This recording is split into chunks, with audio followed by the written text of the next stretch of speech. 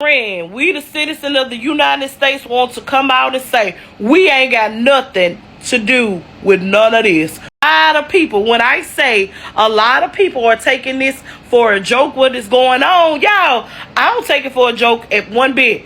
We the people of the United States, Iran, if this video reaches y'all, ain't got nothing to do with none of that. Please don't go messing with our power grids. Y'all can wipe out that credit card debt, because we the people of the United States would love to know what it's like to not have no credit card debt. And all of us need 800 credit scores. Y'all go ahead and do that part. We ain't mad at y'all not one bit. Y'all will affect the people who make the most money anyway. We won't be affected. We appreciate the debt being gone and 800 credit score, so we can buy up some stuff like they able to buy up some stuff, and we gonna take it there, y'all. But Iran, we ain't did nothing. You know, we ain't got no parts. Neither our military. They just going by command. They being commanded to do certain things. They don't really want to do it. So leave us be. You know, don't mess with the citizens of the United States, because we ain't got nothing to do with that. When I say nothing, I mean nothing. We don't want no parts of it. We don't support that man. We ain't even vote for that man. We ain't put him in there. Only some of them, the ones that put him in there. You ain't got to get them no 800 credit score or wipe out their credit card debt. Don't go look it up and see who voted for him or who didn't. Help the ones, you know, they had no parts in it. This is a message from the blacks to the Iranian military. We don't have nothing to do with the United States. So please, if there's any way you can leave us out of it, we have a number, we have an email address. Black Twitter is up and running. If you can just tweet us what's going to happen before it happens so that we can move accordingly. We just want to put it out there. The United States does not represent us. Anything they say is being told against our will. We promise you, we do not agree with anything they are saying. We as a black community, we have been, oppressed for a very long time. We are all very tired, but we're also a really, really good time. So we just feel like if we can just all get on the same side, if we can just have a little chat before anything happens, not saying anything will happen, but in the event that it does, can the blacks get a heads up first? Hey, hold up. Hold up. Shorty say that black people are cool. Iran said we cool, and I'm just like, I don't think that's how that works. I don't think it just goes like, oh y'all, all the inner city places, y'all cool. We just gonna trip off of like Hollywood and certain parts of Texas. Stop. Of course, we gotta dive into the comments. Like, so they supposed to just dodge us? It's supposed to like have some type of radar where it's like doo blacks? Nah, I don't think that's. You think the people with the, I don't know. How the bill is supposed to? Why they got Shamar just going through it? I gotta go find out what Shamar said. Somebody put in the comments what Shamar said. I think Shamar dropped a song or something, but I don't think the bomb's gonna just dodge us though. I don't think the military blacks are gonna just like be out of dodge either. I don't think they're gonna just be like, nah, don't get those guys that shooting at us though. They cool in the game. They not on the Epstein list. They ain't got nothing to do with it. I don't think it worked like that though. I hope so. Don't get me wrong. I don't want to be in it. I'd rather not. If it works that way, then fine. Hey, sign me up. Goddamn me, sign me up. Y'all keep saying this, so like, are the bombs racist? And like, they just be like, oh, nope, that's a color, leave them alone. Or like, am I missing something? Because when them bombs get to dropping, I just want to know. And I'm not trying to fearmonger nobody or nothing like that, but I just want to know, are we like, am I missing something? Hello guys, and welcome to the Joy Report, where we get an outsider's view, then insider's clarity. When the news broke that DT had launched a major military strike against Iran, many Americans were stunned, but across social media, a very specific response echoed through many black communities. We have nothing to do with this. For many black Americans watching the situation unfold, the reaction wasn't celebration, patriotism, or even surprise. It was frustration, exhaustion, and a deep sense that once again, decisions about war are being made without the voices of the people who often pay the highest price. Today, we're diving into the real conversations happening in the community, the skepticism, the anger, and the questions about why America keeps repeating the same cycles. Before we proceed, all credit goes to the creators of these videos. You'll find all their arts in my description box. But for now, Let me play you a few more clips and I'll be back with more commentary. Assalamu alaikum, brothers. Message to Iran. Yes, my brothers. This is Black America. Yes, we have nothing to do with what Donald Trump is doing.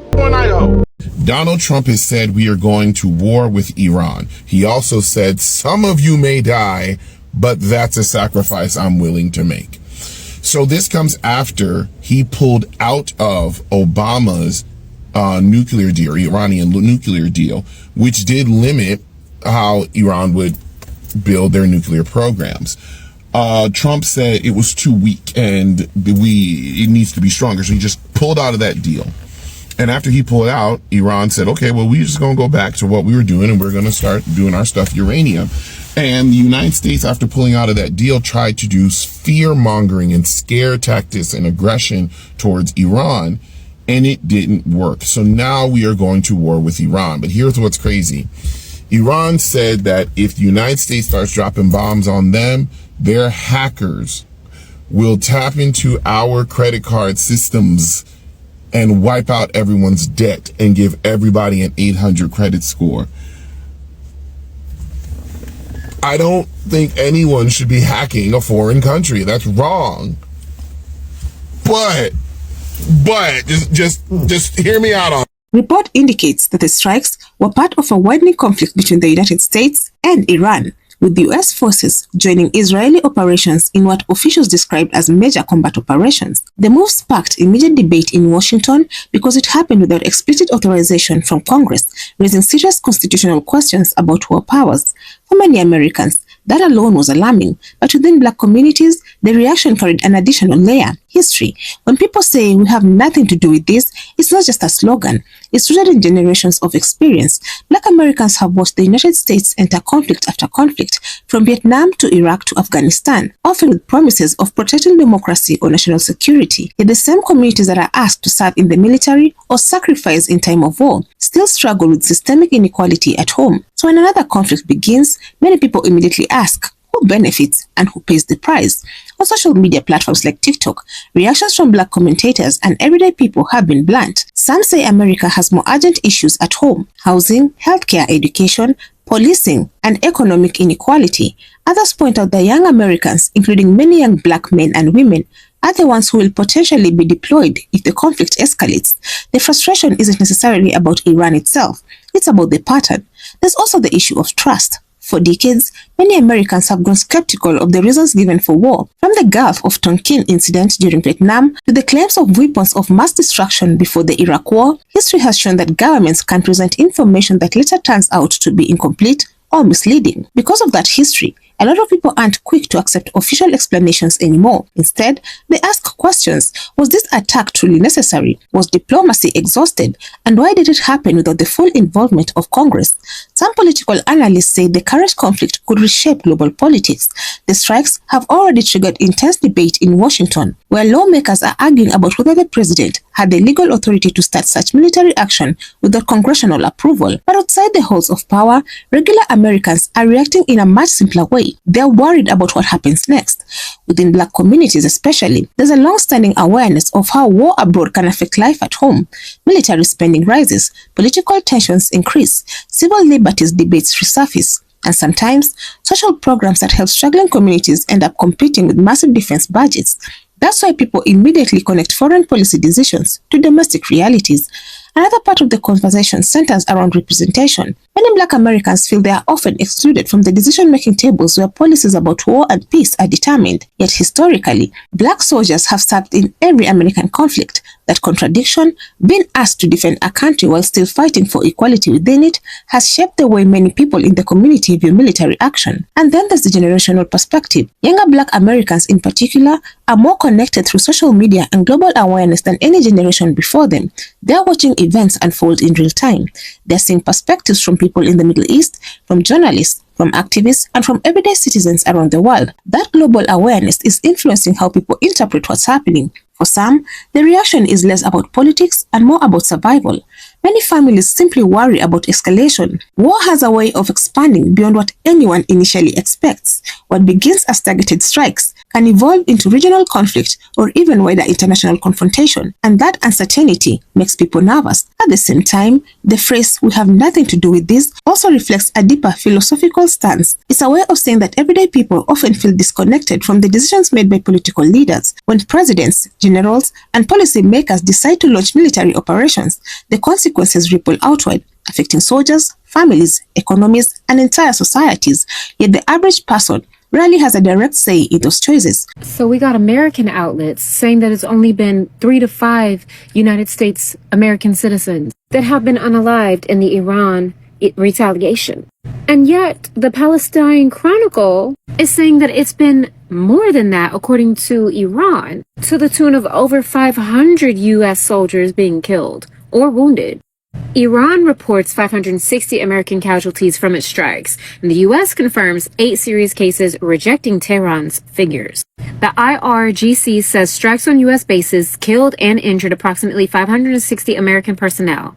U.S. Central Command confirms that 3 U.S. soldiers have been killed and 5 seriously wounded. Iran claims multiple bases in Kuwait and Bahrain have been heavily damaged. Washington rejects Iran's higher figures and says operations remain ongoing. It would behoove me to think that Trump would not want people thinking over 500 American citizens have been killed because of their decision, him and Isn't.Real's decision to start and pick a fight with Iran. That way he can continue operations, even though we know that he also asked Iran for a ceasefire, or he offered them a ceasefire, and Iran said, bitch, no. Of course, opinions within Black America are not monolith. Some people support strong military action if they believe it protects national security. Others believe diplomacy should always be the first and last option. And many fall somewhere in between, wanting more transparency and accountability from their leaders before major military decisions are made. But one thing is clear, the conversation is happening, and it's happening loudly. From podcasts to YouTube channels to community discussions, people are asking tougher questions about the direction of the country and the role America should play in global conflicts. Whether someone agrees with the strikes or opposes them, the reaction itself tells us something important about the state of public trust and political engagement in the United States today. People are paying attention, they're questioning authority, and they're demanding answers. Another bigger question becomes, what happens next? Will Congress step in and assert its authority over war powers? Will diplomacy re-enter the conversation? Or will this conflict continue to escalate? Because history shows that once the drums of war start beating, it can be very difficult to silence them.